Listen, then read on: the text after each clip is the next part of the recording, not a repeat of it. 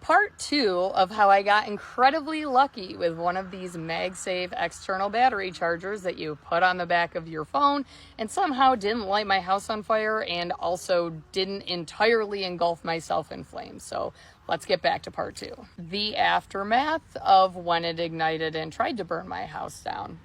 So finally, I did stop running my hand under cold water. I had burns all the way up my left arm, which was the arm that I was holding my phone with, scrolling when it totally ignited and exploded in my face.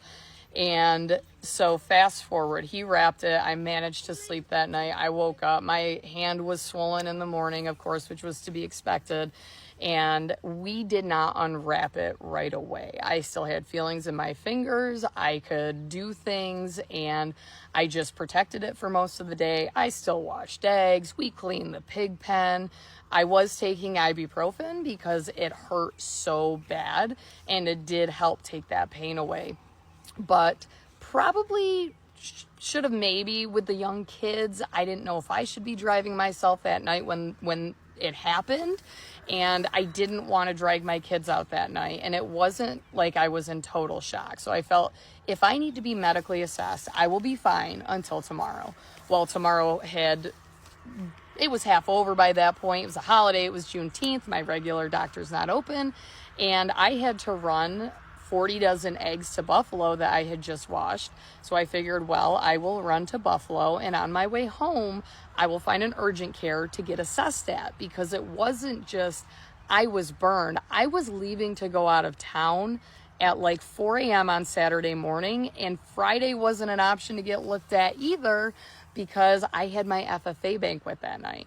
So I figured if I stop at an urgent care, at least I get looked at. They'll see if there's a high likelihood that it gets infected, and maybe a cream or something. I could have something to apply to it to help prevent infection from happening and to help increase the healing rate of it. So I figured before I left for Buffalo, I wanted to see what that burn really looked like. I could tell that there was a blister under there. I had no idea how big it was.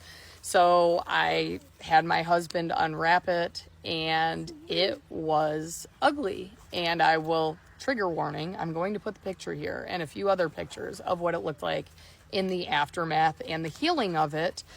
It was not pretty. So I had him wrap it back up. I said, Levi's my oldest, he came with me on that little trip up to Buffalo. I said, we'll stop at urgent care on the way home, and I will get it looked at. So when I'm stuck in the middle of nowhere at Camp Oswegatchie for Ag Teachers Conference on Saturday, Sunday, Monday, Tuesday, I know that I will still be alive, and I won't be like battling an infection while I'm an hour and a half away from a hospital. Eventually I make it to urgent care that night. It's around 7 or 7:30 by the time I got there. They couldn't believe my story. First of all, they're like, oh my gosh, I've heard of this happening before. I've never actually known anyone that this has happened to, which seems to be the theme. Anybody that I had told this story to now in the aftermath of it, that's what they always say. And that's what I had always said. I never knew somebody that was actually affected by one of these chargers. So PA looks at me after, I tell my story to like 3 or 4 other people there, and he goes, wow, that is ugly. And they ended up prescribing me Silvadene, which was great, except urgent cares don't do the pre-authorization or pre-approval, whatever needs to be done for the insurance company. So let's talk about a racket there. I had to have my PA sister-in-law expedite that prescription the following day. But anyway, it doesn't matter to this story. So they put Silvadene on it. They said you don't need more for 24 hours, et cetera, et cetera. So my goal was not to bust that blister at all, because I wanted that to heal. It helped provide the cushion. I knew that it was helping it to feel better, and it made it a little bit less painful. So I was just going to go with it. Although the PA did say at that visit, he said, you could take a sterile needle and just drain it yourself. And I said, not happening. So I didn't. Fast forward another 24 hours. On Friday night was my FFA banquet. Of course, if you've ever been to one, you understand that children are getting recognized and a lot of cool things happen, and you clap your hands a lot. Well, even though I had this beautiful thing covered, I ended up busting it within the first 30 minutes of the FFA banquet. So then I'm like, oh, this is great. Now I get to feel this for like the next 2 hours.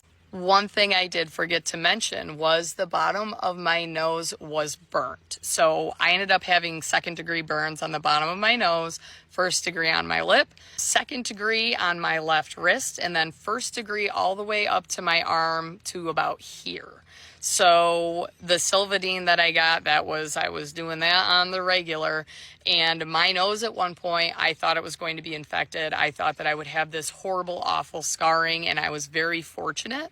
But I did end up going to Ag Teachers Conference, and while I was there, of course, the blisters were drying out, and you can't wrap it. You can't do anything with it, right? You don't want to asphyxiate yourself.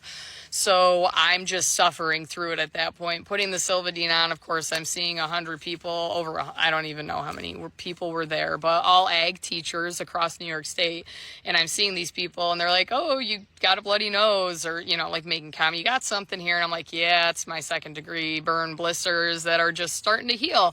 And of course, like reflexively, I'm picking at them mindlessly. But after a couple of days, they did heal really well, and now you can't even tell that I had blisters on the bottom of my nose, but wow, what a wild thing. The other thing that I forgot to mention, when it ignited out of the bottom of that charger, it went right up my arm. Obviously, like there were pock marks in my shirt, got up here, singed the hair. It also singed my eyebrows and my eyelashes on my left eye. So I was incredibly lucky that it was not more severe. I am so fortunate that my eyes were not affected. I didn't frick around that night. If you know me, I'm blind as a bat without my contacts in, so I had contacts in when this happened. That night, I took them out, threw them right in the garbage, and I said, we'll try a new pair tomorrow. The top of my head on my left side, you can't really see it. I got a hat on, of course, but like singed here, singed, both sides just singed, and it was wild. The next day, my eyebrows, now I wear makeup, so you can't tell, right? But I was going through because it was singed, but there were still little eyebrow remnants there, and I was trying to shave them off essentially, or not like entirely shave the eyebrow off, but like at least trim them so that the ends that were singed in white colored weren't showing as much. But this is one of those examples when I say that the craziest things have been happening to me, and this was just one of them. There's 100 others that I know somebody said this is the higher powers sign that you shouldn't switch jobs, and I'm not disagreeing with you. Unfortunately, I can't go back, and even if I could go back, I probably wouldn't go back because this is just the best choice for my family. Although if this nice black cloud stays over me, obviously, who knows what else is going to happen. But I don't know. It's, I was so lucky. I was so fortunate. So please learn from my experience. Do not use these dang things. It's not worth it.